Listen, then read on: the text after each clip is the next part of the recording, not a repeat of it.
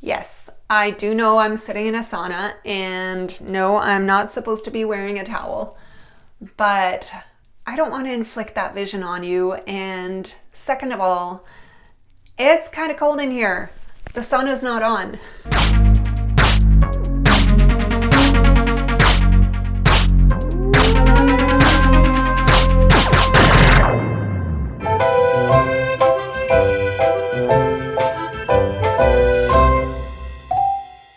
Hey everyone, my name is Joe and I'm the Kosher Ninja. We're planning and preparing my bucket list adventure, which is to hike through Israel from one end to the other along the Israel National Trail, or Shvil Israel, later this year. I'm so glad you've stopped by, and I hope while you're here you'll subscribe. But right now, we're going to talk about embracing the stink. This is backpacker language about really dealing with hygiene on the trail. Obviously, hygiene is an important issue everywhere, but especially on the trail.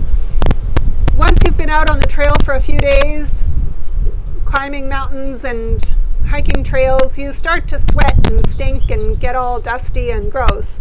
So it's really important to keep yourself clean. And so what I've got here, and I probably won't be bringing all of this along because it is not ultra light, but it is pretty light, but it does weigh quite a bit, and I probably will just be bringing one of the small ones. So I have a pack towel and a couple of smaller camp pack towels. I'll probably bring one or both of the smaller towels, these two, along. I'm not sure I'll bring the bigger towel, but we'll have to think about that. So what you can do is get some water, wipe yourself down after the day of hiking, at least just to keep yourself a little bit fresh, so when you get into town, you're not completely like Pepe Le Pew stinking all over the place. But the reality is, when you're on the trail, you are going to stink, and you are going to appreciate a real shower every few days or so.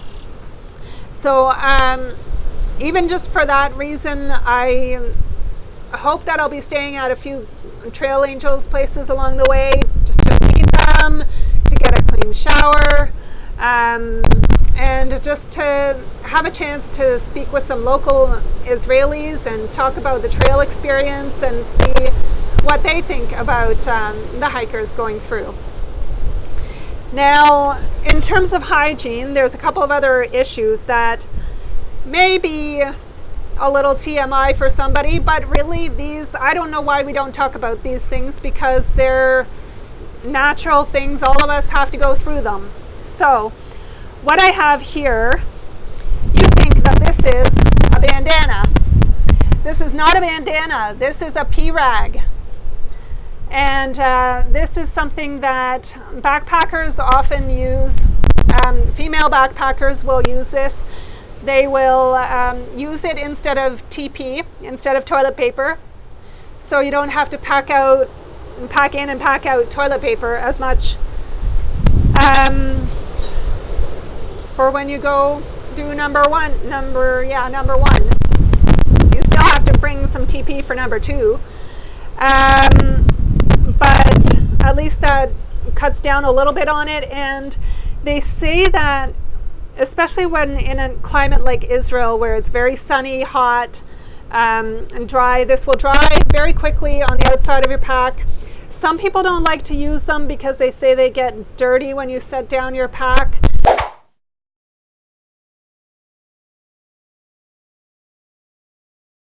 I don't know. I'm going to try it and see how it works, and I'll let you know what I think. And this one, you think this one's a bandana. This one is not a bandana. This one is, I suffer from allergies, so this one is a snot rag.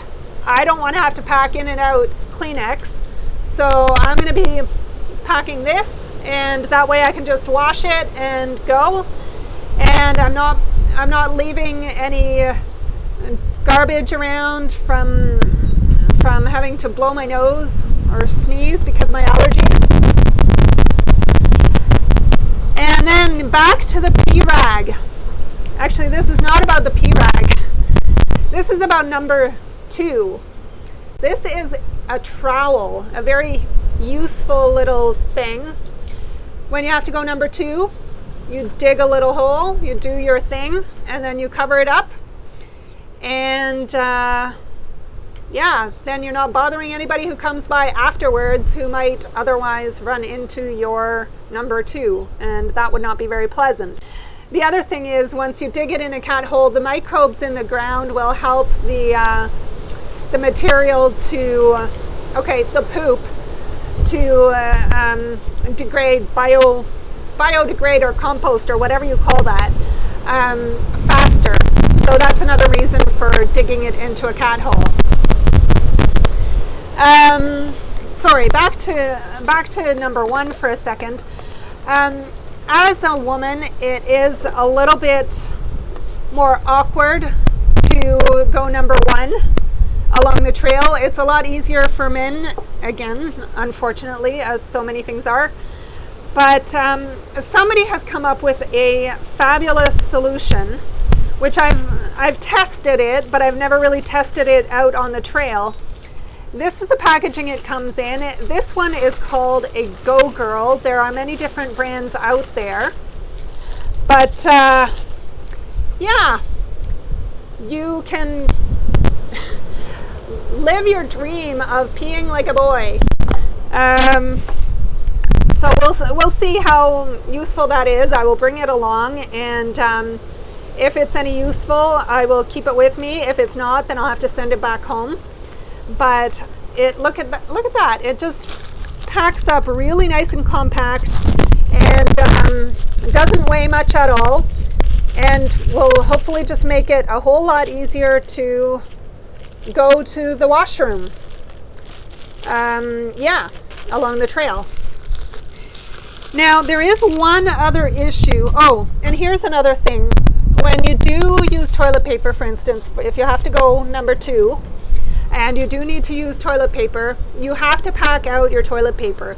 Some places they say that you can bury it in your cat hole as well, but they don't recommend that in most places because animals can dig them out, and then the toilet paper goes all over the place, and it just is an unsightly mess, and you wouldn't want to see that.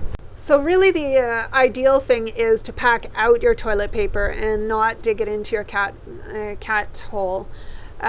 So some people will take Ziploc baggies, and that's fine. You can take like a bigger Ziploc bag and then put a smaller one inside, so the stuff that's in the bigger bag doesn't get soiled by what's in the smaller bag. So the internal baggie would be your garbage bag, if you will.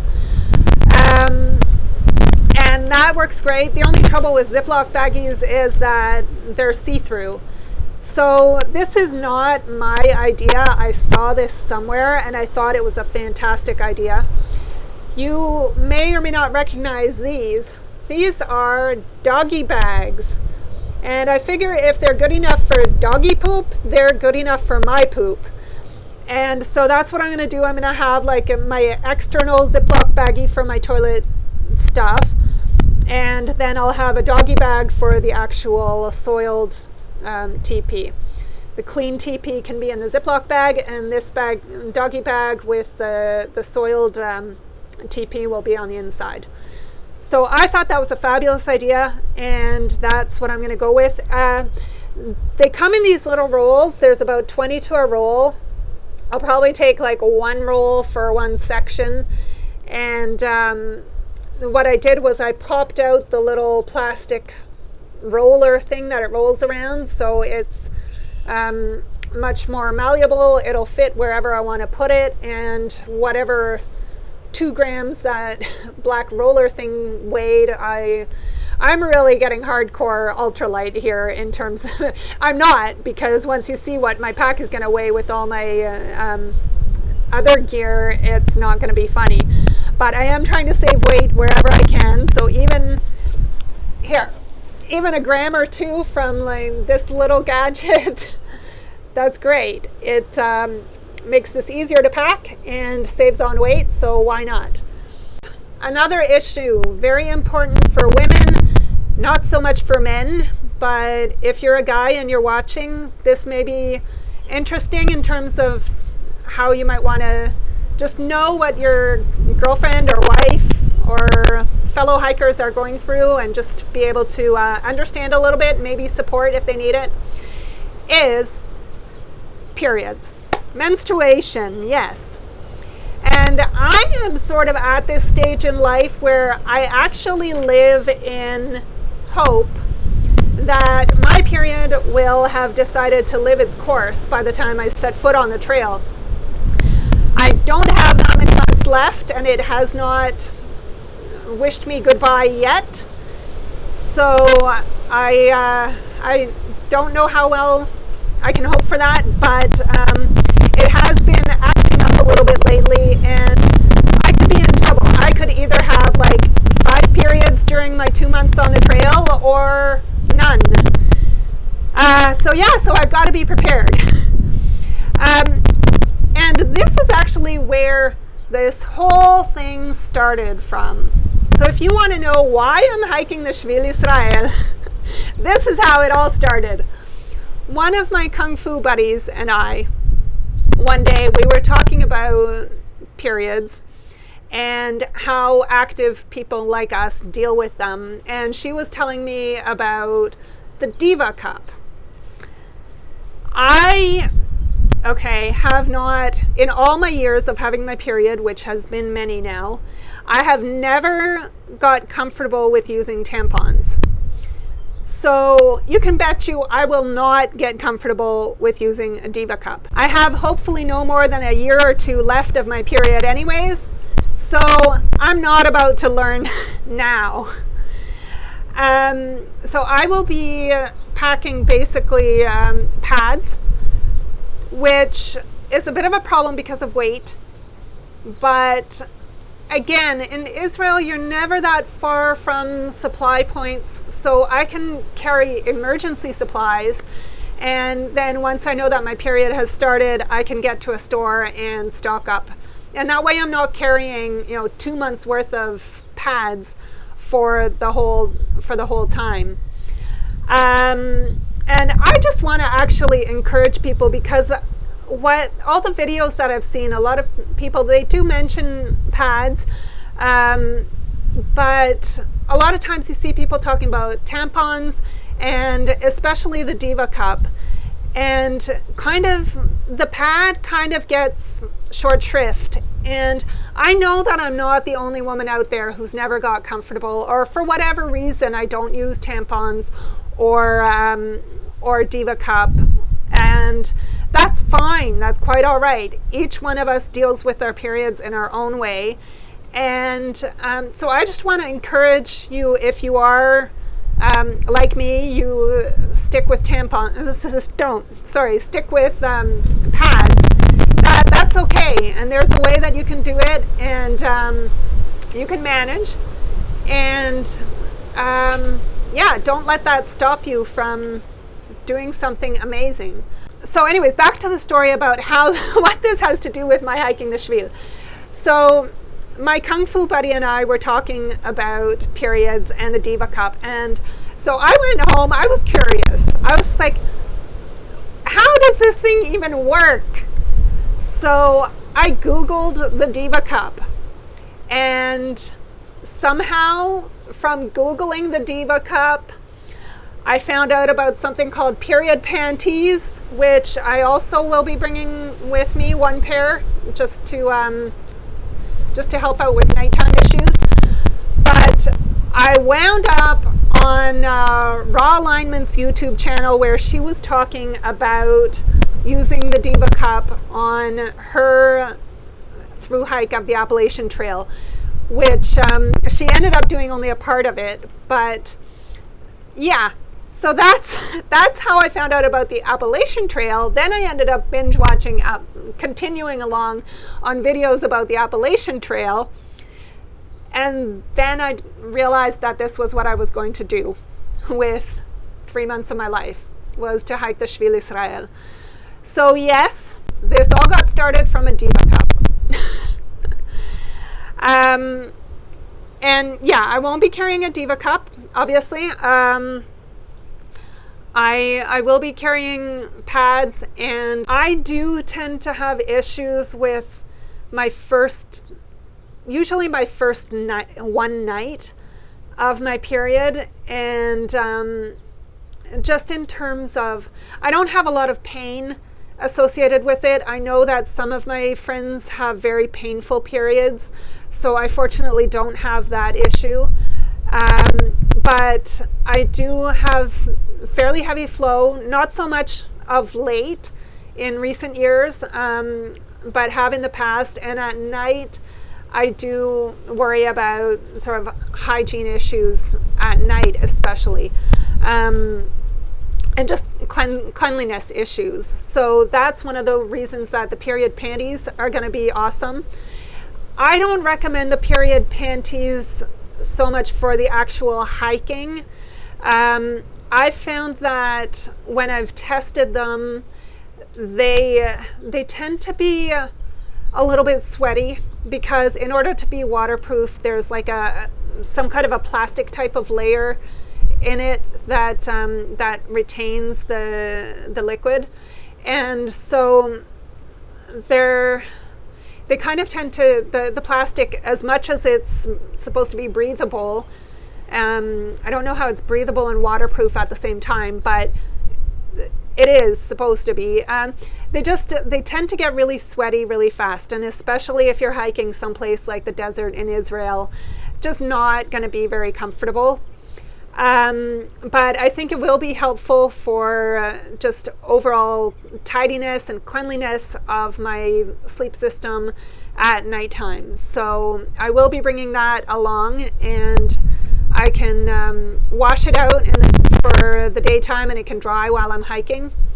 And yeah, so to my friendly dentist's assistant out there who was wondering, that is how I'm going to pee and poo on the Shvil. Now, of course, there will be also other more civilized opportunities to pee and poo on the Shvil, certainly at Trail Angels and different sites along the way. But there will be a lot of places where I will have to go au naturel. So that's how you do it. And there is actually a whole book written on this subject. So it's not a dumb question at all. It's a very important question, because when you go out there to enjoy nature, or let somebody else, the next person that comes along, allow them to enjoy nature as untouched as possible. So to the extent that you can, you want to leave nature the way you found it. You want to pack out everything that you took out there. And if you want to find out more, there's actually some guidelines and principles that have been codified, if you will, under the name Leave No Trace. Whether you follow those specific principles, or which I'll leave a link for down below, or you just kind of use your own common sense in terms of trying to leave nature untouched as much as you can. Whatever you call it, just do us all a favor and leave no trace. So if you're as excited as I am about my adventure, give me a thumbs up and subscribe, and share this video with your friends. And if you have any questions,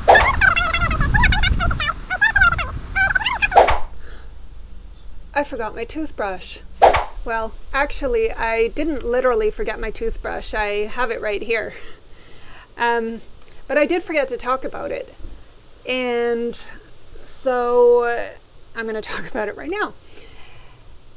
I do have to brush my teeth on the Shvil, and normally I use an electric toothbrush. This is my travel toothbrush. It's not my everyday toothbrush. The reason for that is that when I use a regular toothbrush like this one, I have a tendency to want to like scrub my teeth right off.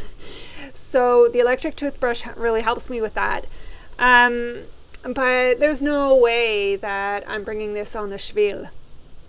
So some people actually will take a regular toothbrush like this one and they'll chop it down to save half the space and especially the weight. I'm not sure I'm going to do that, but I might get one of those little foldable travel toothbrushes to save some space and weight and whatever. But I don't actually know how much weight that's going to save me or if it's really going to make that much difference. So I'll probably just bring one of these. But the other thing is toothpaste. So here's the trick with toothpaste. I'm not going to bring any toothpaste. And you might be thinking I'm totally crazy, but I'm not. I actually, a couple years back, I found I had some issues with toothpaste, I think, with fluoride, really. And I know there's a lot of talk about fluoride, whether it's good or bad, and everybody's on both sides. For me, I find that especially excessive amounts of it really upsets my stomach. So I went for about a year where I literally did not use toothpaste at all. And yes, I did have my dentist's blessing on that. I'm not sure she was totally happy with it, thrilled with it, but she did try to steer me back to using a toothpaste. But I've actually done some research on it, and it's not entirely necessary to use toothpaste. And certainly if I'm going to be on the Shvil for 2 months, I'm not worried about not using toothpaste as long as I am brushing my teeth. So using lots of water and brushing my teeth with water. The other thing that I'm going to do, I don't have any to show you, but there is something called xylitol, which is really, it's not used as a sweetener, but it's actually really good for your teeth. Go figure. And it's a big thing in Finland for sure. And they have chewing gum and like little mints that people will like religiously chew or suck on after a meal. And it actually helps to stop like dental issues, holes in your teeth, whatever you call those things. And so I will be bringing some of that. I'm going to bring it in small bits. I'm going to have to like stash some stuff at resupply points somewhere along the way. But it doesn't weigh that much, and the benefit that you get for your oral hygiene is really awesome. And instead of toothpaste, that's what I'll be bringing. So there you go. I didn't forget my toothbrush. So if you're as excited as I am about my adventure, give me a thumbs up and subscribe, and share this video with your friends. And if you have any questions or comments, clean comments of course, about hygiene, leave those in the comments section below. As always, if you've ever hiked the Shvil or anywhere else in Israel, let me know about it in the comments below. I'd love to hear from you. I'm so excited to be sharing this journey with you, and I can't wait to see you again next time. Until then, thanks for watching, and shalom, eh?